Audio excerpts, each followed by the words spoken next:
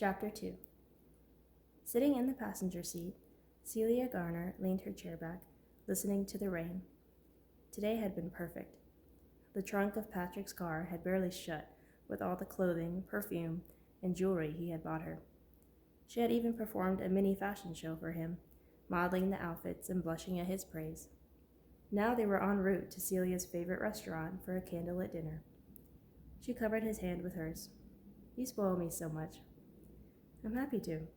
Patrick brought her hand to his lips and kissed it. "Besides, what's the point in having a well-paying job if you can't splurge on your girl?" His phone beeped. Celia opened her eyes when he released her fingers. She tensed when he not only read the text, but began to answer with one hand. "Hun, do you want me to do that?" she asked. He looked up at the road again. "No, I'm fine," he murmured.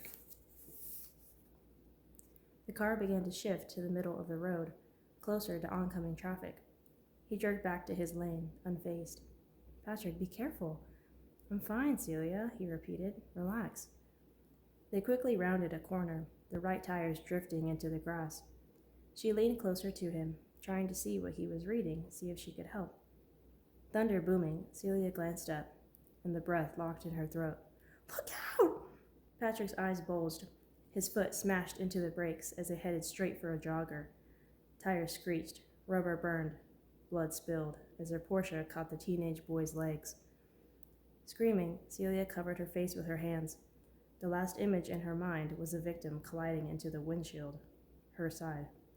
The car stopped, and they sat there, frozen. The only sounds were stuttering breaths, rain plopping, and wipers continuing to go, slashing water and blood over the cracked windshield. Back and forth, back and forth.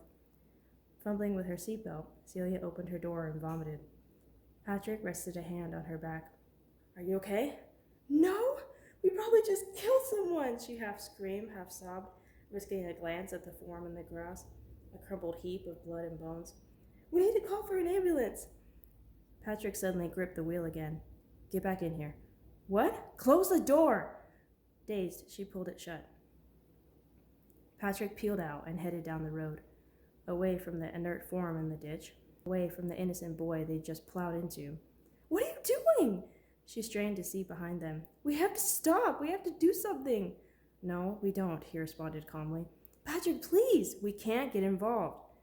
When she became more hysterical, he pulled over, throwing the gear into park. "Celia, stop it! Get a hold of yourself!" The sobs continued to come in waves, keeping pace with the rain. "What have we done? What have we done?" Patrick sighed and took her hand. "Look at me." His brown eyes remained firm, yet the fire in them reduced to an ember.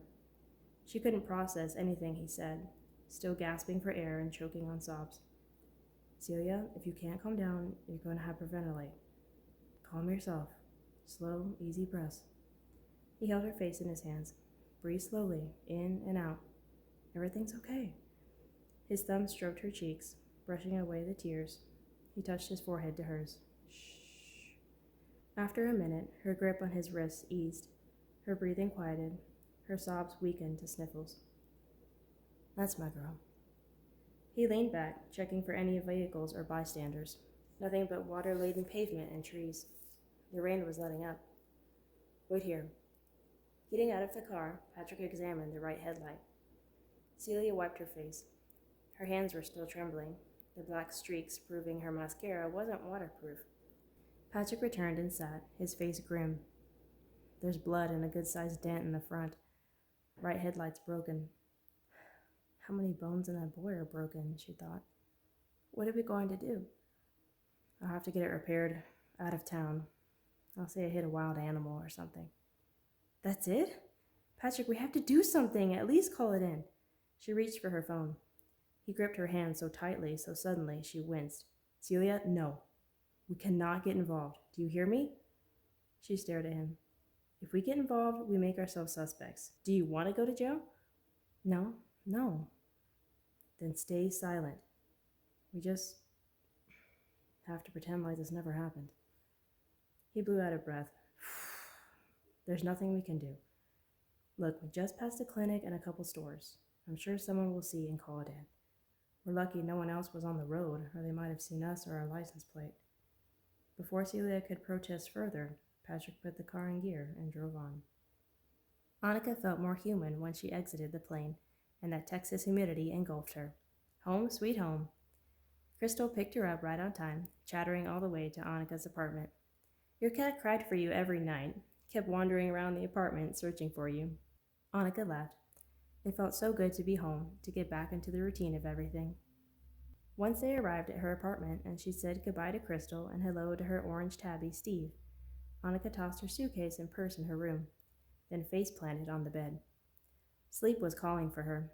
Her neck and head ached, jet lag plaguing her, and a twinge of conviction and resolve poked at her. During the plane ride, Annika had promised herself she would start applying her aunt and uncle's advice and start giving Cameron the benefit of the doubt. Focus on supporting him more, being more patient with him. Taking her Bible out of her suitcase, Annika flipped through the leather book, highlighting the verses that caught her attention. Ephesians 4:26-27 and 32. In your anger, do not sin. Do not let the sun go down while you are still angry, and do not give the devil a foothold. Be kind and compassionate to one another, forgiving each other, just as in Christ God forgave you. James 1:19. Everyone should be quick to listen, slow to speak, and slow to become angry. She turned to one of her favorite chapters, 1 Corinthians 13. Love is patient, love is kind, it is not proud, it is not easily angered, it keeps no record of wrongs. In her mind, Annika was wiping the slate clean. She and Cameron were starting over. Her phone vibrated. She picked it up, seeing the picture of her and Cameron hugging, making goofy faces at the camera. Maybe he was calling to invite her to dinner or a walk. She took a deep breath. Father, please help me speak to him with love in every word. She smiled, hoping it would transfer through her voice. Hey, Cam, great timing. I got home a few minutes ago. Annika, listen, something's happened to one of my patients. His voice was unsteady.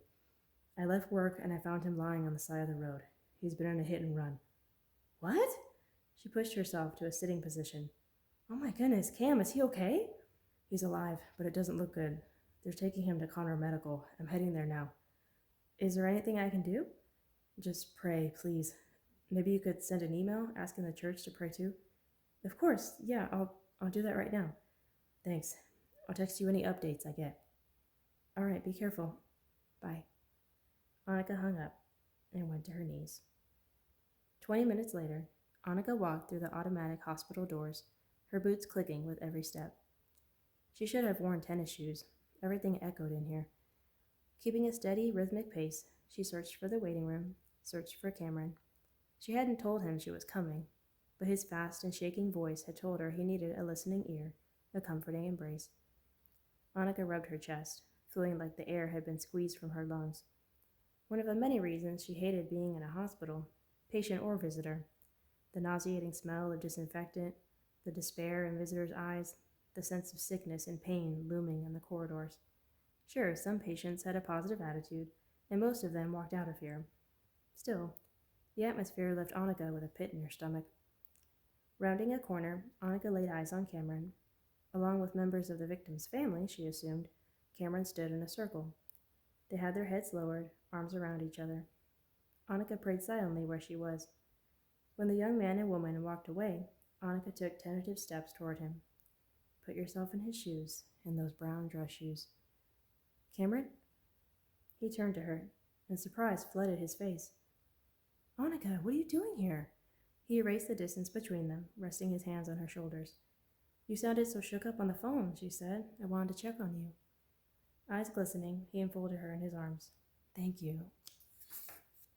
She heard the emotion in his voice, felt it in his embrace. She'd made the right decision. He needed her. And this time, she didn't feel distant. Of course, she said, voice muffled in his shoulder. After a moment, she stepped back and took his hands. Are you okay? So much better now that you're here. She smiled briefly. How is he? What are they saying? He went straight into surgery when he got here. Cameron guided her to a chair and then sat beside her. He has several broken bones, concussion, bruises, abrasions. His right leg is a mess. She winced. Did you see it happen? No. I had just left work. I'm driving down the road and see him lying in the ditch.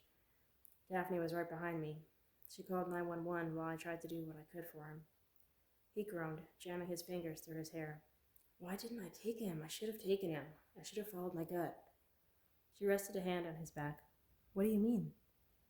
Cameron sighed. I offered to drive Timothy home because he was my last patient for the day, and I didn't want him to get caught running in the rain, but he said he'd be careful. He wanted to run. Cameron shook his head at himself. It's ironic. I gave him a checkup. He was in perfect health. Cameron, you're not the one who hit him and put him here in the hospital. You're the one who stopped to help him. Because of you, he's fighting. A faint smile touched his lips, and he squeezed her hand. Thank you. A memory resurfacing, he said quietly. It's crazy how time flies. I remember when Timothy first came to see me a couple years back, covered from head to toe in poison ivy. He was one of my first patients, come to think of it. How old is he now? 16. His brother is a couple years older. She glanced down the hall. Was that one of the people you were praying with? Yeah, Joshua and their mom, Rebecca. It's been the three of them ever since their father died. He passed away several years ago from a heart attack when Timothy was only a toddler. A cry of despair interrupted him. Cameron shot upright. Annika stood alongside him, stomach churning. Rebecca was being held by Josh, the doctor and a nurse by their side. After attempting to console Rebecca, the doctor made his way to Cameron. Dr. Baines? I'll be right back. Cameron released her fingers and met him halfway. Annika retook her seat. She couldn't hear what was said, only saw Cameron's reaction. He pressed his fist to his mouth in shock, nodded. Oh no. Had Timothy died?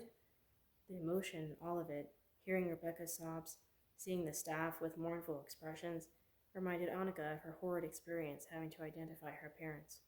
That flashed through her mind now, and it was all too clear. She swallowed burning tears. Don't cry. Focus on Cameron. Help him. Cameron shuffled back, eyes red, and then he knelt in front of her. His words came out in a croak. They don't think he'll make it through the night. Annika felt a stab, diminishing her voice to a whisper. Cameron.